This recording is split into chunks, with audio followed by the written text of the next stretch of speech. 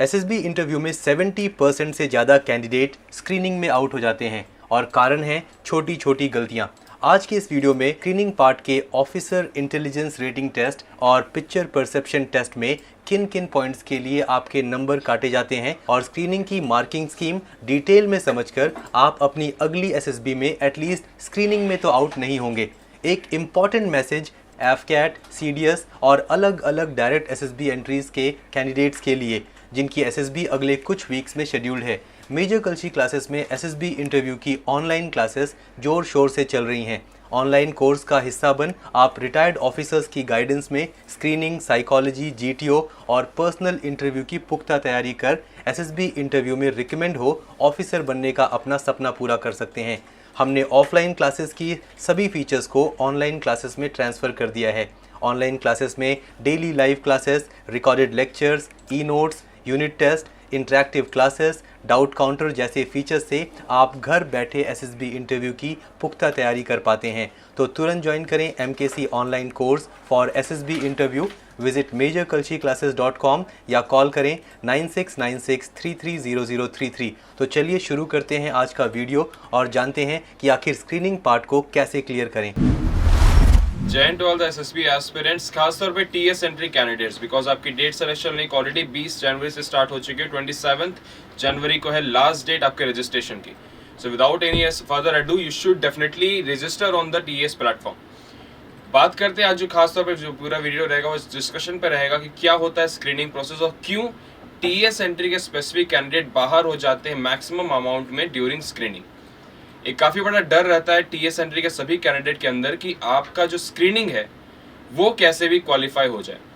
और स्क्रीनिंग कुछ ऐसा पैटर्न होता है, इसमें देखा गया है कि अक्सर रिकमेंडेड कैंडिडेट तक स्क्रीन आउट हो जाता है। अगर हम मैं अपने एक्सपीरियंस की बात करूँ, when I got recommendation the IMA course IMA 151DE, my chest number was 7। मेरे साथ चेस्ट नंबर 8 और रिकमेंड हुआ था। चेस्ट नंबर 8 एग्जैक्टली एक महीने पहले अपनी एनसीसी एंट्री से स्क्रीन आउट हो गया था। और भी बाकी एक्सपीरियंस मेरे पास है, like one of my student who was recommended 2 times, he went there and he got screened out. Many times you will find कि कई बार रिकमेंडेड कैंडिडेट भी स्क्रीन आउट हो जाते हैं और काफ़ी बड़ा स्क्रीनिंग को लेकर डर होता है हर कैंडिडेट के अंदर। कारण ये है क्योंकि जब आप स्क्रीनिंग हो जाएंगे तो आपको जो एसएसबी का पूरा प्रोसेस है वो 2 पार्ट में डिवाइडेड है। First one is BST, that is your basic screening test, और सेकंड फेज में आपका एक्चुअल एसएसबी है जहां पे आपका मनसा, वाचा एंड कर्मणा टेस्ट होता है। मनसा, वाचा और कर्मणा को टेस्ट करते टाइम आपके पीआईक्यू फॉर्म से आपकी परफॉर्मेंस को मैच किया जाता है। पीआईक्यू फॉर्म मतलब पर्सनल इन्फॉर्मेशन क्वेश्चन है।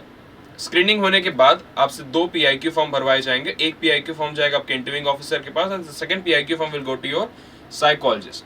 तो आपकी परफॉर्मेंस, आपकी हर एक क्वालिटी आपके बैकग्राउंड से मैच करके टेस्ट करी जाएगी कि आपके बैकग्राउंड के हिसाब से आपके अंदर कौन सी क्वालिटी होनी चाहिए थी और अभी कौन सी क्वालिटी है। बट स्क्रीनिंग की अगर बात करो, दिक्कत कहाँ पे आती है? स्क्रीनिंग के टाइम पे सिर्फ और सिर्फ आपकी on face performance, on at the real time performance कैसी है, उसी के बेसिस पे ही आपका पूरा असेसमेंट हो रहा है। आपका बैकग्राउंड कैसा है, आप कहाँ से बिलोंग करते हैं, आपका एथनिक बैकग्राउंड कैसा है, या फिर आपके इन्वायरमेंट कैसा रहा था, सारी चीज़ें यहाँ पे देखी नहीं जाती।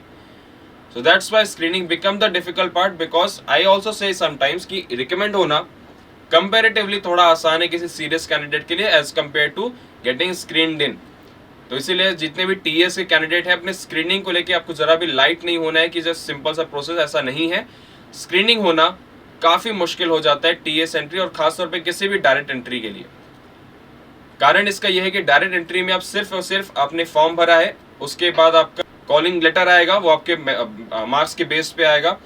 उसके बाद भी large number of candidate report for the screening, बहुत large number of candidate report करते हैं स्क्रीनिंग के लिए, और it is not possible for the SSB board to keep that large number of candidate for 5 days और 4 days and to assess them properly.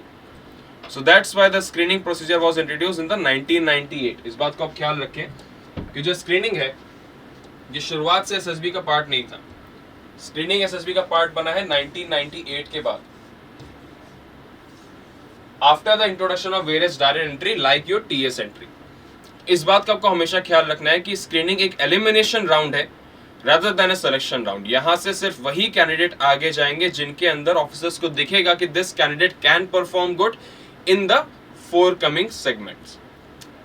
Screening की अगर बात करें, सबसे पहले आपका वहाँ पे सुबह 6 बजे रिपोर्ट करेंगे, जो भी टाइम और वेन्यू आपका मेंशन होगा कॉल लेटर में। वहां पे रिपोर्ट करने के बाद आपका सबसे पहले डॉक्यूमेंटेशन होगा।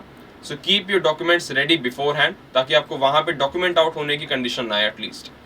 डॉक्यूमेंटेशन के बाद सबसे पहला टेस्ट जो आपका होगा वो आपका होगा OIR का test, that is officers intelligence rating.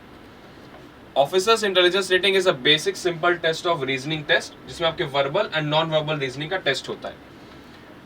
Verbal reasoning मतलब वो रीजनिंग के क्वेश्चन जिनको आप पढ़ के सॉल्व करो, like number series, alphabet series and जितने भी आपके क्वेश्चन जो नंबर्स बेस्ड या फिर अल्फाबेट बेस्ड होते हैं। नॉन वर्बल का मतलब ये होता है जो भी क्वेश्चन को आप पढ़ के ना सॉल्व करो, लाइक डाइस के क्वेश्चन हो गए, क्लास ए क्लास बी के क्वेश्चन हो गए जो अक्सर इस टाइम में बहुत ज्यादा रिपीट हो रहे हैं। सो अपने डाइस के क्वेश्चन और क्लास ए क्लास बी वाले क्वेश्चन जो है उनको अच्छे से आप प्रैक्टिस करके जाएं। OIR officers intelligence rating, rating मतलब आपके OIR के रिजल्ट के हिसाब से आपको 5 रेटिंग मिलती है डिपेंडिंग ऑन योर नंबर्स। ये रेटिंग हर पेपर में हर एंट्री के हिसाब से आपकी actual age upon your mental age, sorry your mental age upon your actual age into 100, ये फॉर्मूले को यूज करते हुए सिस्टम जनरेटेड आपका OIR का रिजल्ट, आपकी OIR की रेटिंग सामने आती है। This is the only test in the entire SSB procedure जो आपका सिस्टम जनरेटेड है, मतलब कि अगर आपने 100% दिया है तो आपको 100% रिजल्ट भी मिलेगा। बाकी सारे test starting from PPDT to your interview to your GTO as well as to your psychology as well, all these tests depend on the perception as well as the discretion of the officer कि आपकी performance कैसी लग रही है उनको, ना कि आपने कितना परफॉर्म किया। SSB के अंदर कोई स्कैनर नहीं लगा कि आपको स्कैन करके आपकी सारी क्वालिटीज को देख लिया जाए, वहां पे आपकी परफॉर्मेंस कैसी दिखती है उस बेसिस पे आपकी क्वालिटी को जज किया जाता है। बट अगर हम OIR की बात करें तो यहाँ पे इकलौता सिस्टम जनरेटेड टेस्ट है। So this is very much important. अगर रफली रेशियो की बात करें तो OIR का ओवरऑल वेटेज आपके PPDT से इंपॉर्टेंस में ज्यादा रहेगा। दूसरी बात, वंस यू गेट स्क्रीन्ड इन, ये आपके जो OIR की रेटिंग है ये आपके स्क्रीनिंग होने के बाद भी आपके काम आएगी। Because when you will fill the PIQ form के टॉप राइट कॉर्नर पे there is a segment for OIR। वहां पे आपके OIR के PIQ फॉर्म को सबमिट करने के बाद any officer will fill that PIQ form, that segment of PIQ form with a red pen, उसको सर्कल आउट कर देगा कि आपकी OIR की रेटिंग कितनी है।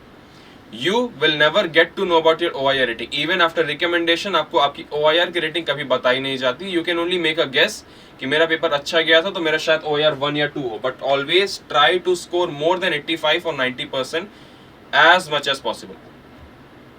वो 2 PIQ फॉर्म, एक PIQ फॉर्म जाएगा आपके इंटरव्यूइंग ऑफिसर के पास and the second PIQ form will go to your psychologist.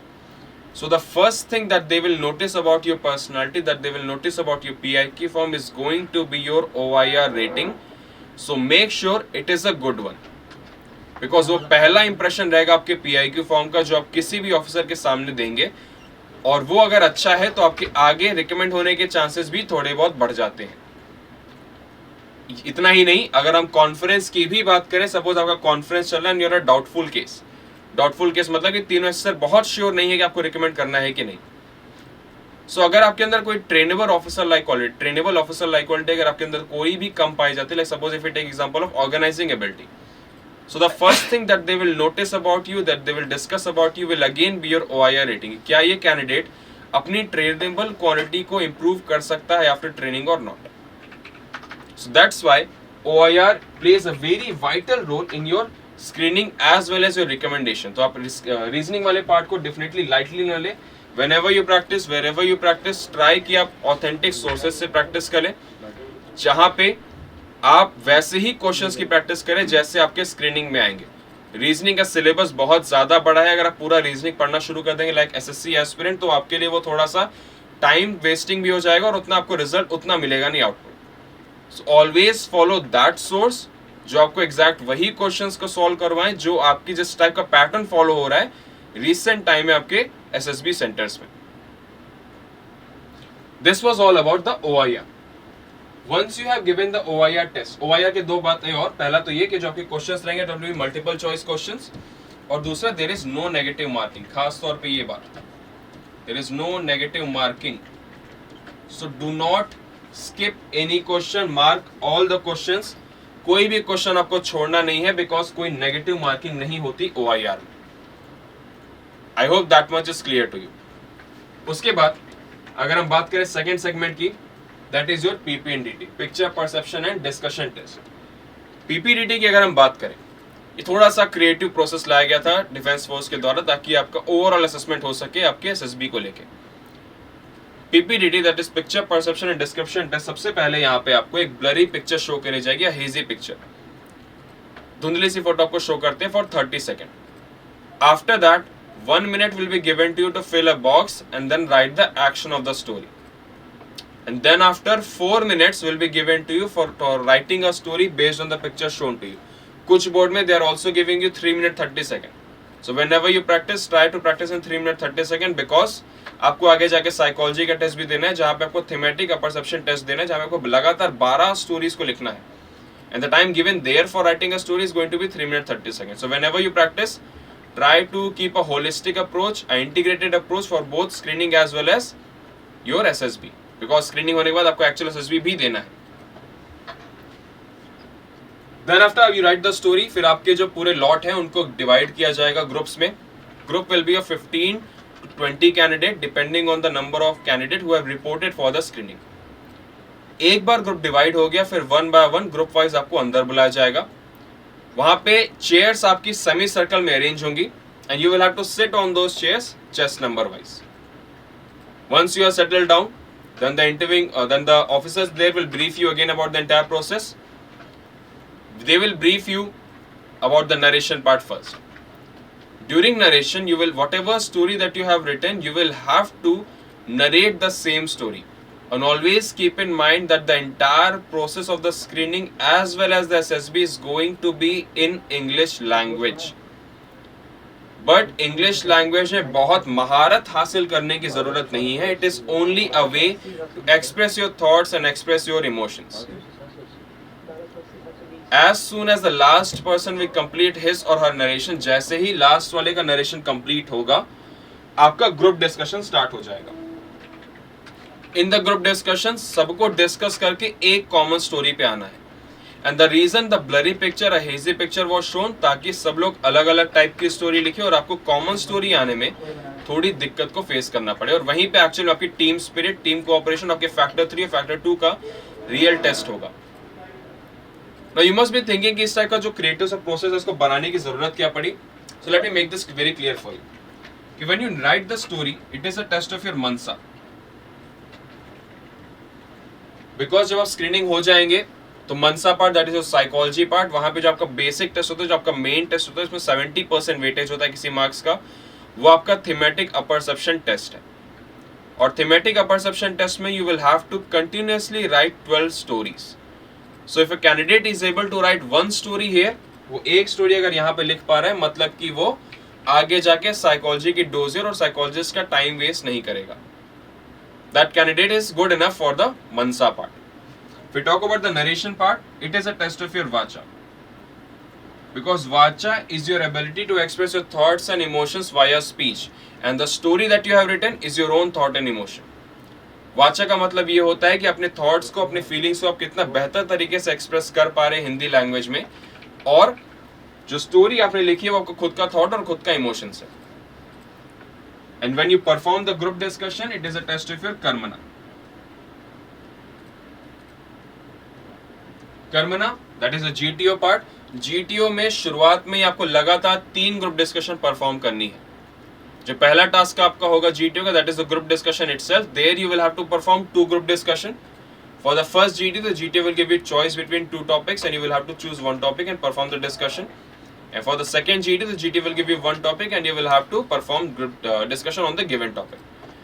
और second task आपका होता है group learning exercise का, जहाँ पे again आपको एक plan में आना होगा. आपको सामने map रहेगा, एक situation दी जाएगी, you will have to write a plan, और फिर पूरे ग्रुप को डिस्कस करके एक कॉमन प्लान पे आना होगा. सो जो कैंडिडेट यहाँ पे डिस्कस करके कॉमन स्टोरी पे आ पा रहा है ग्रुप के साथ, वो इंसान GTO में भी ग्रुप के साथ डिस्कशन करके टास्क को प्रॉपरली परफॉर्म कर लेगा. So with a single test of PPDT, they are properly able to assess your Mansa, Vacha and Karmana. Now keep in mind कि यहाँ पे आपकी ऑफिसर लाइक क्वालिटीज सिर्फ जज नहीं हो रही है, वो बहुत छोटा पैरामीटर हो जाएगा. एक टेस्ट से 3 से 4 मिनट आपके ऑफिसर लाइक क्वालिटी जज करना is next to impossible task. But उनका एक्चुअल असेसमेंट यहाँ पे ये है कि क्या ये कैंडिडेट यहाँ से स्क्रीनिंग होने के बाद परफॉर्मेंस दे पाएगा या नहीं। ये एलिमिनेशन राउंड है, सिर्फ यहाँ से नॉन सीरियस कैंडिडेट को बाहर किया जाएगा।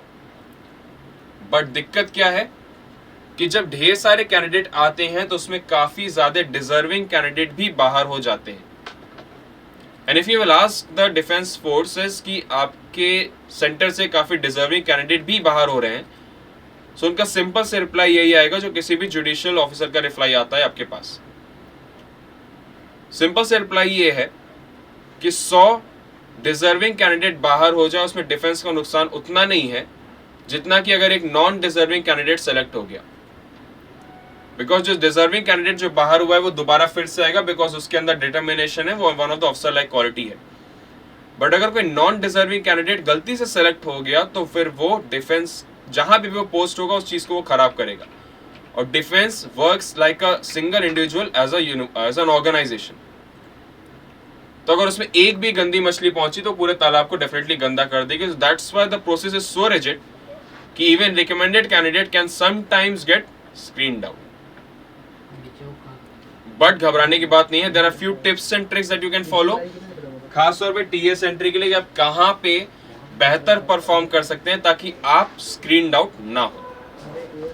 और जो मेजर फोकस यहाँ की क्लासेस का रहता है, if you come to the offline batch you will get to know कि when we perform the screening test together, वहां पे मेजर फोकस हमारा यही रहता है कि आपके ऊपर सिचुएशनल जो बैरियर आएंगे उनको आप कैसे बाहर करो। सिचुएशनल बैरियर मतलब जैसे आपको ग्रुप डिस्कशन, आपका ग्रुप कैसा मिला, एक काफी फेमस टर्म है एस्पिरेंट के among, that is fish market. Although ऐसी कोई ऑफिशियल टर्मिनोलॉजी नहीं होती, बट लोग समझते जल्दी इस बात से कि फिश मार्केट क्रिएट हो जाता है, इसलिए पूरे बैच को वॉश आउट कर दिया।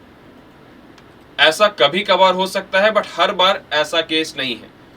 लोग अक्सर अपनी कमियों को छुपाने के लिए बोर्ड को दोषी ठहरा देते हैं कि वो they are never ready to accept कि हाँ मैंने अच्छा परफॉर्म नहीं किया तो that's why I got out. उनके लिए इजी होता है इस बात को ब्लेम करना कि हाँ पूरे बोर्ड ने पूरे बैच को वॉश आउट कर दिया। Never fall in the second category, always try to look into your own self कि आप कैसे अपने सिलेक्शन के चांसेस को बढ़ा सकते हैं। आई एम नॉट सेइंग कि 100% chance, but I am saying कि आप चांसेस को बढ़ा के 99% तक कैसे लेके आओगे, क्योंकि 1% लक फैक्टर डेफिनेटली चलता है एसएसबी में। बात करें आप अपनी परफॉर्मेंस गलतियां जो कैंडिडेट करते हैं और आप क्या वो गलती ना करो, खास तौर पे टीएस कैंडिडेट जो अक्सर गलतियां करते हैं। TS candidate, although because they have given the JEE mains examination, JEE advanced also some people have given,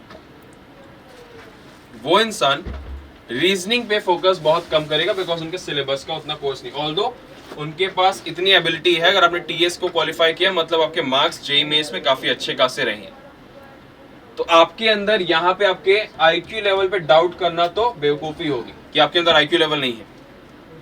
but काबिलियत का होना और काबिलियत को बताना दोनों में बहुत बड़ा फर्क है। आपके अंदर भले ही बहुत अच्छी रीजनिंग एबिलिटी हो, आपके अंदर आपका IQ लेवल बहुत स्ट्रांग हो, बट अगर आपने आज तक एक भी क्वेश्चन की प्रैक्टिस नहीं करी तो उस क्वेश्चन को समझने में आपका समय जाएगा, आप सॉल्व कर ले जाओगे बट आपका टाइम वेस्ट होगा। और OIR जो है वो MCQ जो भले पेपर है, it is time based test, और टाइम यहाँ पे अक्सर थोड़ा सा कम मिलता है अगर आपने प्रैक्टिस नहीं करी हो। तो टाइम इज रिलेटिव अगेन, जिसने प्रैक्टिस बहुत ज्यादा करी है, जिसको पता है क्वेश्चन कैसे, उसके लिए टाइम ज्यादा होता है। जिसको पता नहीं कि क्वेश्चन कैसे आएंगे, उसको क्वेश्चन समझना है फिर सॉल्व करना, उसके लिए टाइम कम है। सो मेक श्योर आप हमेशा पहली कैटेगरी में आओ कि time is a relative factor, तो आपके लिए टाइम हमेशा आपको ज्यादा ही लगे।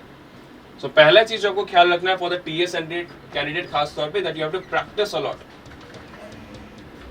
Practice OIR, but again I will repeat from authenticated sources, जिनको पता है कि OIR कहां से आ रहा है, किस पैटर्न पे आ रहा है, और आपका OIR खराब ना हो। ठीक है, like whenever we formulate OIR question paper here, वो हमेशा रीसेंट बेसिस पे होता है, जो ट्रेंड फॉलो हो रहा है, जिस टाइप का क्वेश्चन ज्यादा रिपीट हो रहा है, जो सेट चल रहा है आपके SSB बोर्ड के अंदर, उसको B regularly updated again and again. So if we talk about OIR, you have to make your OIR very good. दूसरा बात, स्टोरी की अगर हम बात करें, स्टोरी को लेके मेजर गर्ल्स क्लासेस के YouTube चैनल पे you will find various videos जहां पे आप स्टोरी के बारे में डिटेल में डिस्कशन देख सकते हैं। बट अगर हम रफ आइडिया दें तो स्टोरी में बच्चे दिक्कत क्या करते हैं,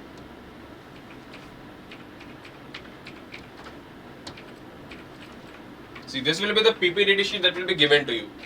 यहाँ पे एक बॉक्स बना है और there is a action, place for writing action. यहाँ पे आपको लिखना है स्टोरी. बॉक्स में क्या फिल करना है वहां पे आपको ब्रीफ किया जाएगा इन डिटेल. एक्शन में you have to just write a theme of the story. आपके हिसाब से स्टोरी में क्या हो रहा है या फिर आपका हीरो क्या करने वाला है, 3 to 5 वर्ड्स.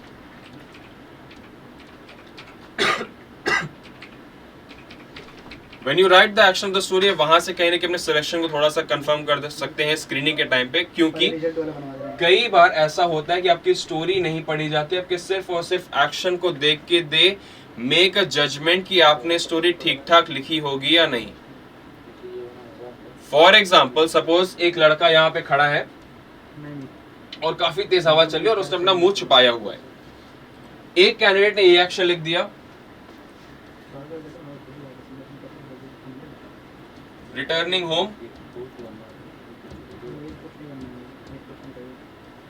ड्यूरिंग रेन, और एक कैंडिडेट ने ये एक्शन लिख दिया, रेजिंग अवेयरनेस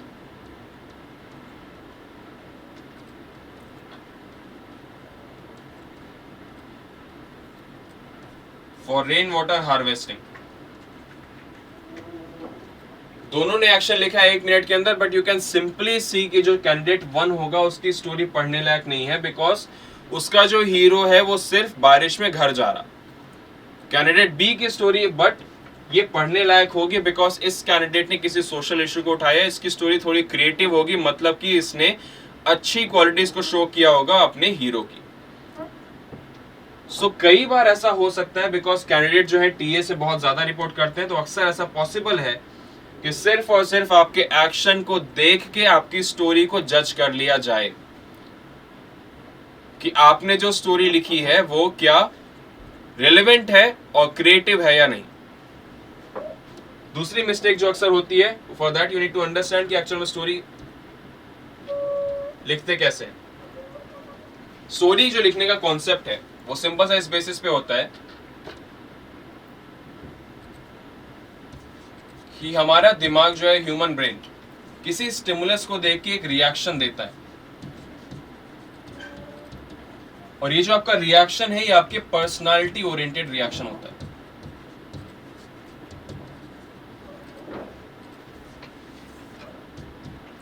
स्टिमुलस जो आपको दिया जा रहा है वो एक पिक्चर है, रिएक्शन जो आपका आएगा वो एक थॉट आएगा, और ये जो थॉट रहेगा ये आपके पर्सनालिटी से जुड़ा हुआ थॉट रहेगा. इस थॉट के बेसिस पे आप एक स्टोरी लिखोगे. कैंडिडेट क्या करते हैं, अक्सर वो ज्यादा प्रैक्टिस करते हैं, गलत जगह से प्रैक्टिस करते हैं, तो उनके साथ क्या होता है, उनके दिमाग में एक सेट पैटर्न आ जाता है कि फोटो देखी तुरंत एक अच्छी सी स्टोरी लिखनी है. But what they miss is this major important point. अक्सर आपको गलत जगह पे गाइडेंस ये मिल सकती है कि पिक्चर देखो और वहां पे आप आइडिया लगाना शुरू कर दो कि मैंने ये देखा, मैंने वो देखा, मैंने ये सारी दुनिया की बातें करी, बट आपने पर्सनालिटी वाला फैक्टर इंक्लूड ही नहीं किया. तो वो साइकोलॉजी का टेस्ट नहीं हो गया, आपके स्टोरी राइटिंग का टेस्ट हो गया. और आपको ऑफिसर बनाने के बाद आपकी पर्सनालिटी का काम है डिफेंस फोर्स को, ना कि आपसे कहानियों की किताब लिखवानी है.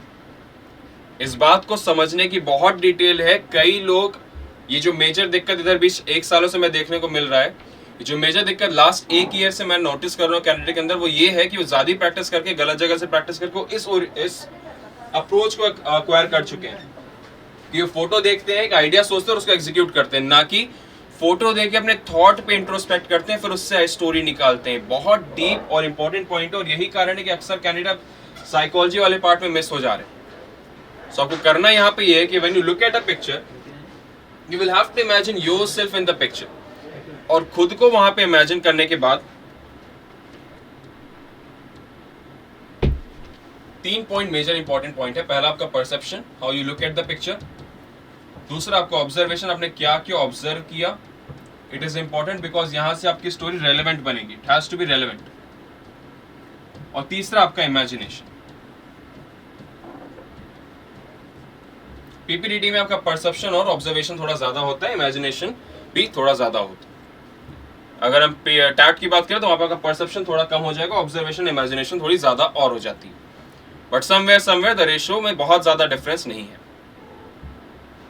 बात जो आपको ख्याल रखनी है यहाँ पे, वो स्टूडेंट टाइम, ये जो मेरा अप्रोच होता था जो काफी प्रैक्टिकल और रियल अप्रोच है, बहुत ज्यादा आप साइंटिफिक बातों के बारे में ना सोचिए। It is a simple basic test of your own personality.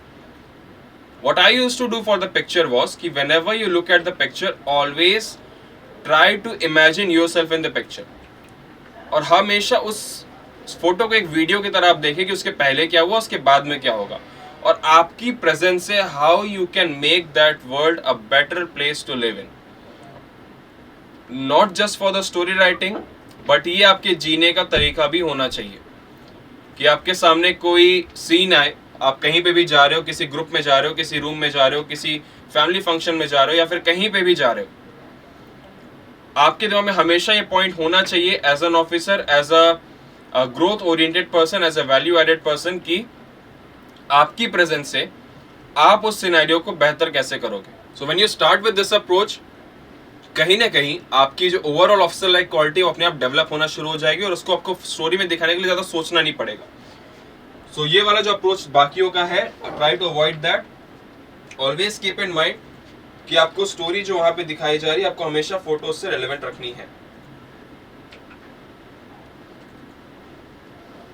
फिर एक मेजर इंपॉर्टेंट पॉइंट ये आता है कि always try to focus on those things जिसमें आपका कंट्रोल ज्यादा है। अगर हम बात करें OIR की, स्टोरी की और नरेशन की, यहां पे आप अकेले परफॉर्म कर रहे हैं, या परफॉर्मेंस है इंडिविजुअलिस्टिक ओरिएंटेड परफॉर्मेंस। अगर हम बात करें OIR की,